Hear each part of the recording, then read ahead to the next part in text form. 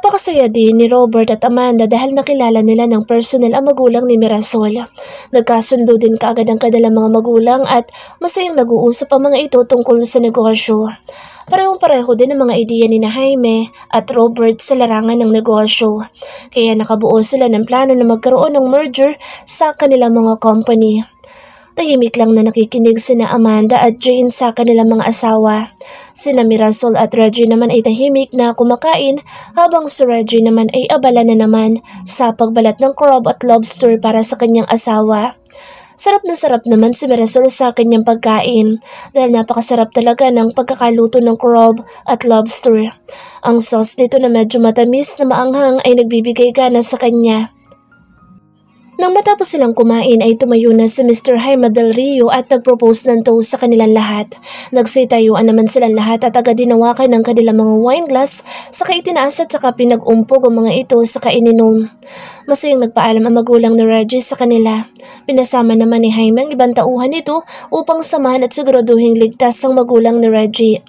Laking pasalamat naman ni Robert at Amanda sa kanilang balae dahil sa ginawa nito. Magkakasunod silang umuwi. Sina Mirasol at Reggie ay kasama sa loob ng van, sina Jaime at Jane na nakasunod naman sa kanila ang mga bodyguard nila. Nang makarating sila sa parte na madilim ay bigla na lamang may humarang sa kanilang kotse. Agad din na nagsibabaan ang mga sakay ng kotse. Saka pinaulanan ng bala ang van na sinasakyan nila. Takot na takot sina Mirasol at Jane sa loob ng van. Agad naman naniyakap ni Reggie ang kanyang asawa dahil nagsisisigaw na ito sa takot. Ganoon din sa Jane. Nanginginig ito sa takot na nakayakap kay Jaime. Huwag kayong matakot dahil hindi tayo matatamaan ng bala. Bulletproof ang sasakyan natin. Pagpapakalma ni Jaime sa kanyang mag-ina.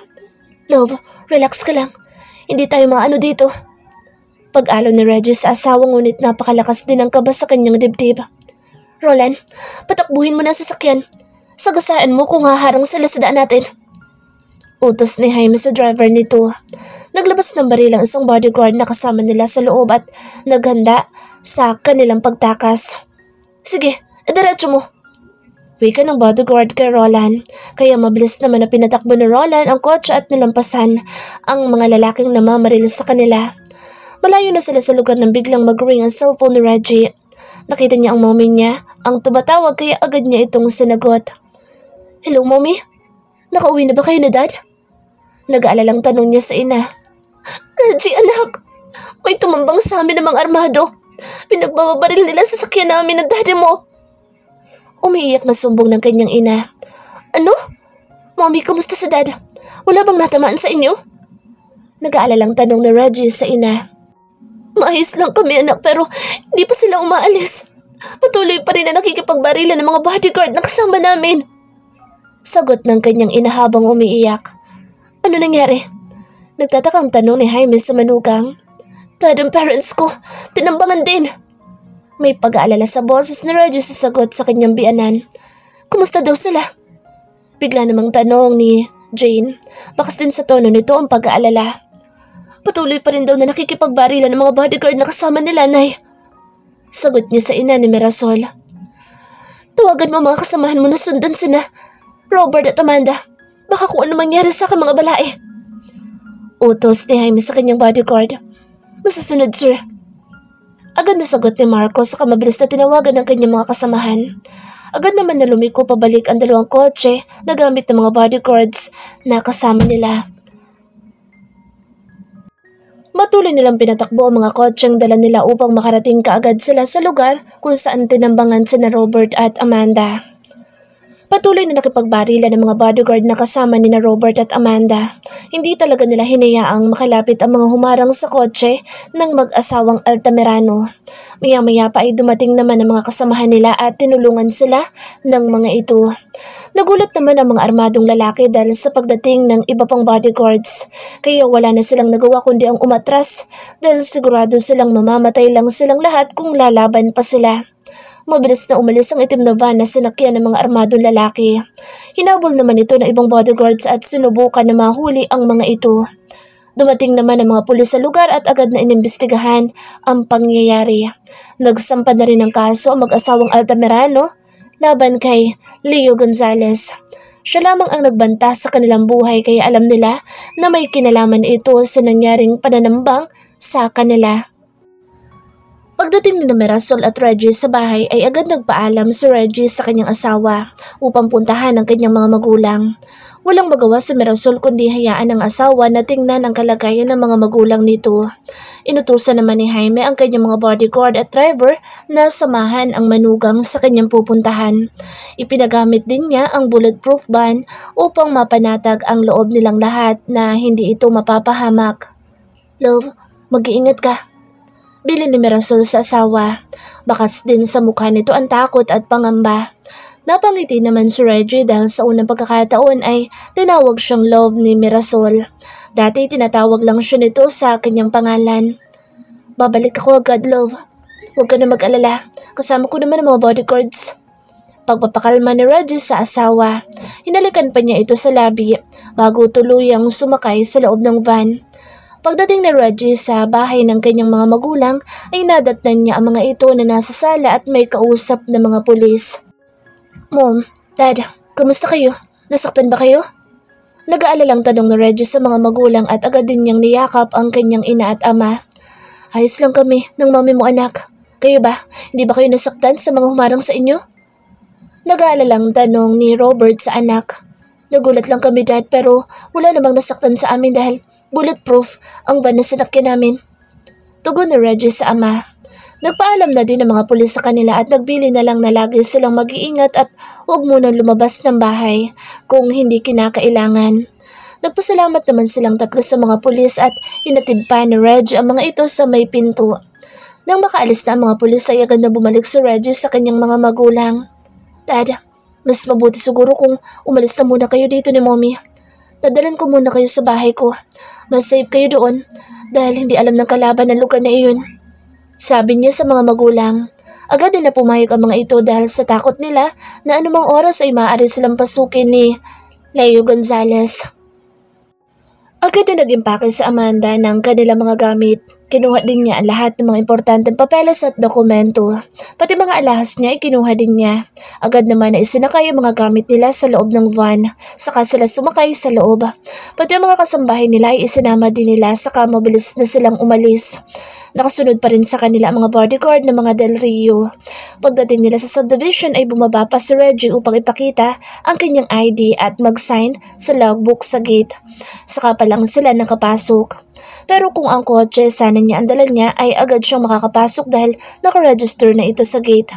Nang makarating sila sa kanyang bahay ay agad din silang pinagbuksan ng kanyang katiwala. Agad silang pumasok sa loob at agad na ipinakilala ang kanyang mga magulang sa kanyang mga kasambahay. "Sila ang mga magulang ko. Dito muna sila sa bahay pansamantala titira. Ang gusto ko ay pakitunguhan niyo sila ng maayos at igalang," sabi ni Reggie sa kanyang mga kasambahay at katiwala. "Opo, Sir Reggie. Makakaasa po kayo na aalagaan namin ang magulang niyo," agad naman nasagot ni Woma. "Magandang gabi, Mr. and Mrs. Altamirano. Ako si Manding at ito naman ang asawa kong si Wena. Kami po ang katiwala dito ni Sir Reggie." Pakilala ng lalaki sa magulang ni Reggie. "Magandang gabi din sa inyo at salamat din sa pag-aalaga niyo sa aming anak dito," wika ni Amanda sa mag-asawa. "Hey madam, trabaho po namin na alagaan sa Sir Reggie. Sa dami po nang naitulong niya sa amin na mag-asawa, ay kulang pa po ang mga ginawa namin para mabayaran ang kabutihan niya sa amin, madam," sagot ni Wena. Nakangiti din ito at talagang masaya siya na paglingkuran ng amo. "Manong Manding, pwede po ba ninyong tulungan si daddy na maipasok sa kwarto?"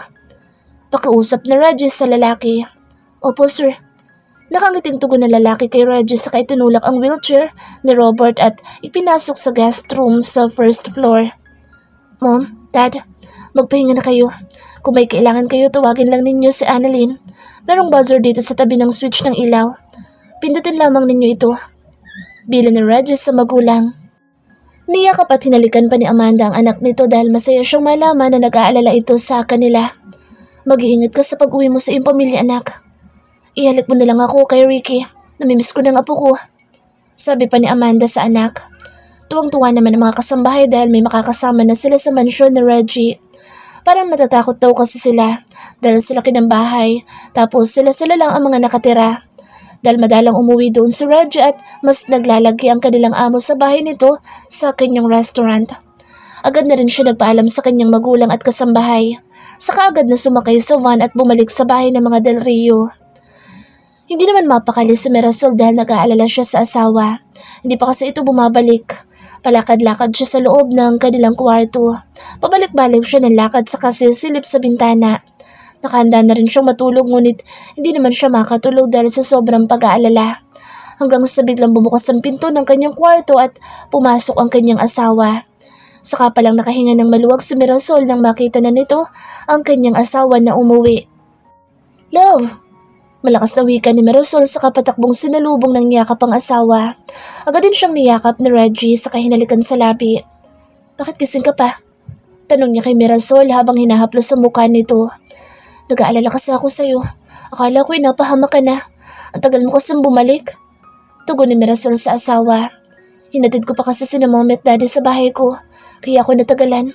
Mas safe kasi sila doon, love. Dahil mahigpit ang security ng village." Sagot niya sa asawa sa kaniyakap ito ng mahigpit. "Kamusta sina mommy at daddy? Hindi ba sila nasaktan? Sa daddy maayos ba siya?" Nag-aalalang tanong ni Mirasol sa asawa. "Huwag mo na silang alalahanin, love. Maayos sila at hindi naman napaano sa daddy. Bukas pala isasamahan natin sila sa presinto upang formal na makapagsampa ng kaso laban kay Leo Gonzales." Wika pa ni Reggie sa asawa na agad naman na sinang-ayunan ni Mirasol. Pinahiga na rin niya si Mirasol sa kanilang kama, saka nagpaalam na maliligo sandali. Tumango lang si Mirasol dahil hindi pa rin maalis ang kaba sa kanyang dibdib. "Mga inutil! Paano hindi niyo napatay si Robert at Amanda?" Galit na sigaw ni Charmaine sa mga tauhan niya. Ma'am, meron silang kasamang bodyguard. Kaya hindi namin nalapitan ng mag-asawa. Magagaling po ang mga bodyguard nila. Kami nga po ang nalagasan ng tao, ma'am eh." Tugon ng lalaki. "Kailan pa nagkaroon ng bodyguard ang walang hiyang mag-asawa na iyon? Mukhang pinaghahandaan na lala tayo." Inis na tura ni Charmaine sa kanyang mga tauhan. "Balikan niyo takutin. Hindi ako makapapayag na hindi makaganda sa kanila." Muling utos ni Charmaine sa mga tauhan nito. Nagmamadali naman na umalis sa mga ito sa kanyang harapan at agad na umalis. Kinabukasan, nagising ang mag-asawang Mirasol at Reggie dahil sa malalakas na pagkatok sa kanilang pinto. Narinig nilang sumisigaw si Ricky sa labas. Agad naman na bumangon si Reggie upang pagbuksan ang kanilang anak. Agad na umupo si Mirasol sa kama at hinintay ang kanyang mag-ama na makalapit sa kanya. Agad na niyakap at hinalikan ni Mirasol ang kanyang anak. Tuwang-tuwa naman ang bata sa ginawa niya. Si Reggie naman ay kinuha ang kanyang cellphone at saka lumapit sa kanyang mag-ina at niyakap si Mirasol. Si Ricky naman ay napakaganda ng pagkakangiti nito habang nasa gitna nilang mag-asawa. Ilang beses pang nag-click si Reggie saka tinignan ng kanilang picture. Saka ginawang wallpaper ang isa. Muli pa siyang kumuha ng selfie na sila lang dalawa ni Mirasol. Nakangiti si Mirasol habang nakatingin ito sa ibaba at siya naman ay hinahalikan ang noo ng asawa. Agad din niyang pinalitan ang DP niya sa kanyang social media account at inilagay ang selfie nilang mag-asawa. Nilagyan pa ng caption na, "I feel blessed as I get to start my day seeing the prettiest face in the world. Good morning, my love." Ilang minuto lang matapos mag-post ni Reggie ang kanyang bagong DP ay inula na kaagad ito ng reaksyon at marami din ang nag-comment sa post. Nakangiti lang si Mirasol habang binabasa nila mag-asawa ang mga comments. "Daddy, can we go to the arcade?" Bigla naman natanong ni Ricky. "Okay, son. We are going on the weekend." Pangako ni Reggie sa anak. Tuwang-tuwa naman si Ricky dahil sa unang pagkakataon ay ipapasyal siya ng kanyang ama. Bumangon na din silang mag-asawa at naghanda na sa pagpunta nila sa presinto. Sumama din ang mga magulang ni Mirasol upang magsampa din ng kaso sa mga namaril sa kanila. Agad din na umusad ang kaso at naglabas ng warrant of arrest ang mga pulis laban sa mag-amang Leo at Charmaine Gonzales. Agad na pumunta ang mga pulis sa tahanan ng mag-amang Gonzales ngunit hindi na nila naabutan ng mag-ama. Ang sabi ng mga katulong ay kagabi pa umalis sa mag-ama at may dalang mga gamit. "Kung bumalik sila dito, maaring tawagan lang ako. Ito ang aking card at nakalagay dito ang pangalan at contact number ko." Wika ng pulis sa katulong. Nagpaalam na rin sila at muli nang bumalik sa presinto. Dumating naman ang tiyahin ni Mirasol na si Joy. Iyak ito nang iyak na makita ang kanyang kapatid at pamangkin. Bakit hindi man lang kayo tumawag sa akin noon? Alam niyo bang sobrang nag-aalala ako nang pareho kayong nawala na mag-ina? May pagtatampo na wika ni Joy kay Jane. Patawarin mo ako ate. Ako may gusto na huwag ka munang tawagan noon. Ayoko kasi na muling bumalik si Mirasol noon dito sa Pilipinas dahil sa kalagayan niya. Kapag sinabi ko sa iyo ang totoo baka agad na sinundo ni Reggie ang anak ko. Hindi ko rin alam kung buhay pa ba ngayon si Mirasol kung nakabalik siya kaagad noon. Naiiyak na paliwanag ni Jane sa kanyang kapatid. Tita, sorry po kung nag-alala kayo sa akin noon at huwag din po kayo magalit kay nanay dahil inisip niyo lang po ang kaligtasan ko at ng anak ko. Wika ni Mirasol sa kanyang tita. Anak? May anak ka na? Hindi makapaniwalang tanong ni Joy sa pamangkin. Yes, Yaya. Meron na po kaming anak ni Mirasol. Ito po ang apo niyo. San? Say hello to Lola Joy. Wika ni Reggie habang buhat nito si Ricky at ibinaba sa harapan ni Joy. Naku, ang gwapo-gwapo naman ng batang ito. Parang ikaw lang nung bata ka pa. Natutuwang wika ni Joy sa kaniyakap si Ricky. Hello po Lola Joy. My name is Ricky. Ricky Altamirano po. Magalang na pagpapakilala ni Ricky sa kanyang Lola Joy. Hello po ko. Bati ni Joy sa bata sa kahinalikan nito. Agad naman na yumakap sa kanya si Ricky at saka nagpakandong. Hello family! Masayang pagbati ni Eric. Bagong dating ito at kasama din niya si Helen. Agad din itong humalik sa kanyang magulang at kapatid. Saka kinamayan si Reggie. Daddy Eric! Malakas na boses ni Ricky at tumakbo ito sa kanyang tito upang magpakarga. Hello baby, I miss you na. Kumusta ka dito baby? Hindi ka ba naiinip dito sa bahay? Tanong pa niya sa pamangkin. Eric anak, siya ang tita Joy mo. Nakatatanda ko siyang kapatid. Pakilala ni Jane kay Eric. Agad naman na nilapitan ni Eric si Joy na nalalaki ang mga mata dahil hindi makapaniwala sa kanyang mga natuklasan. Teka, paano ka nagkaroon ng isa pang anak Jane? Tanong nito habang nakakunot ang noo. Kakambal siya ni Mirasol ate. Mahabang kwento kaya sa susunod na araw ko na lang sasabihin sa'yo. Tugon ni Jane sa kapatid. Agad din na nagmano sa Eric kay Joy. Ipinakilala din niya si Helen sa kanyang tiyahin.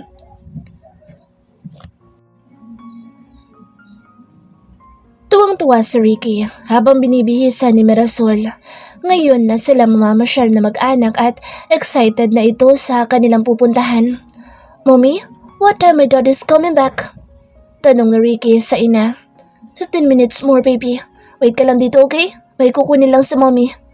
Sagot nito sa anak saka pumunta sa kanyang kwarto. Pagdating ni Reggie ay agad na sinalubong ito ni Ricky. Nagmamadali naman na bumaba si Mirasol saka nagpaalam sa mga magulang at sa tita nito. Mag-iingat kayo.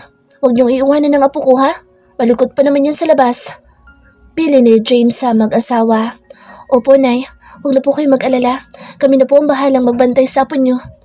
Sagot naman ni Mirasol sa ina. Ang bulletproof van ang sinakyan nilang mag-anak. Napakarami ding bodyguard ang nakasunod sa kanila para tuloy silang royal family na binabantayan ng mga secret service.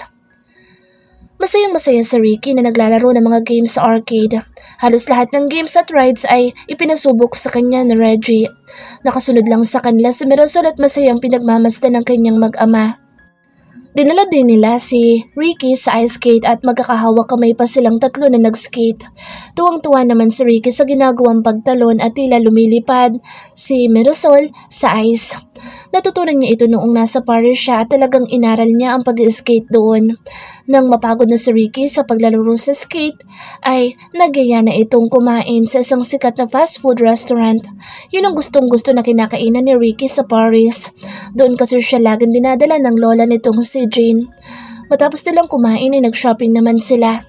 Halos mapuno ang shopping cart sa mga pinamili ni Reggie na mga laruan para sa kanyang anak.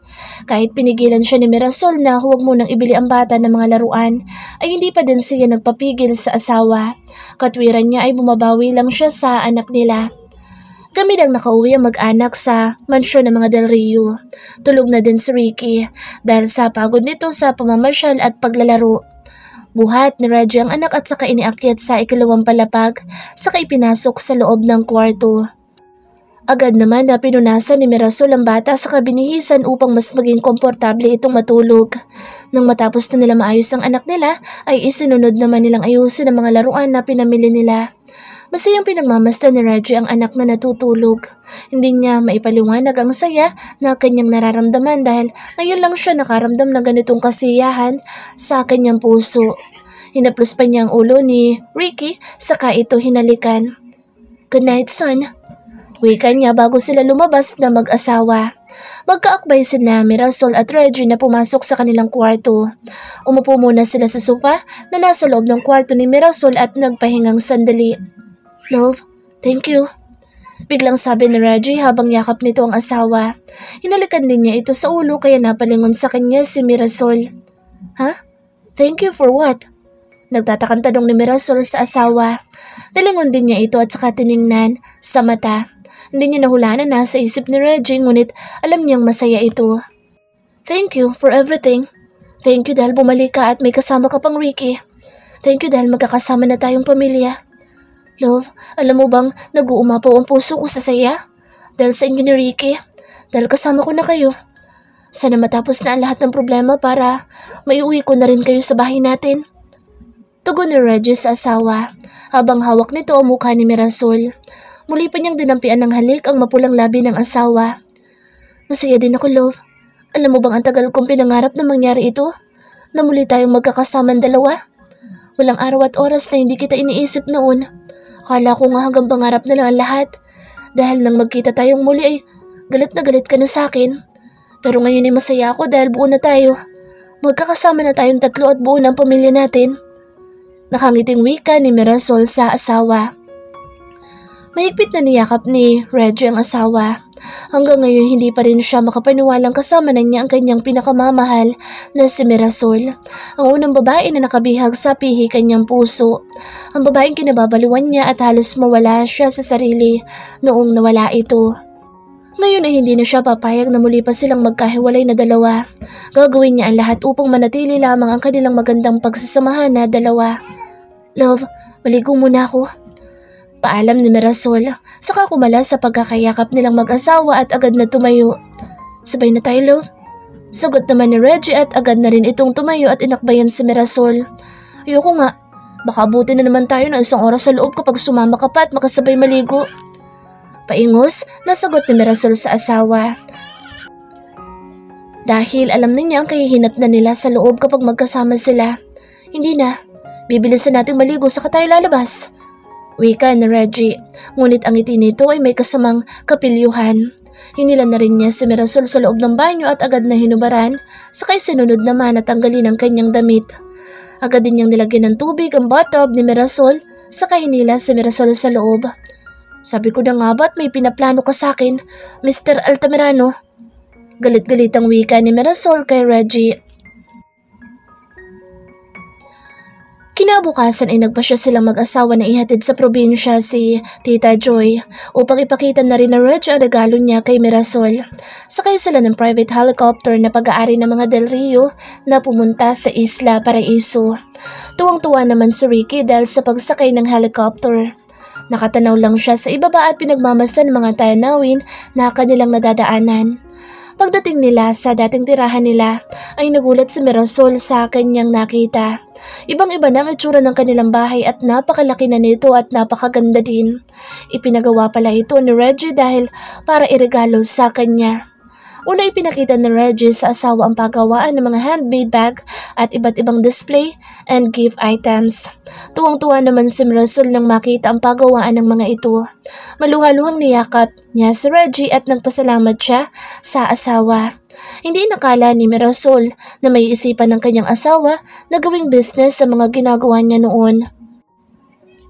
Ang bahay nila sa probinsya ay naging mansyon na rin at nasa likod nito ang paggawaan ng mga handmade bags at iba't ibang gifts and display items na idinideliver sa Maynila at ibang lugar.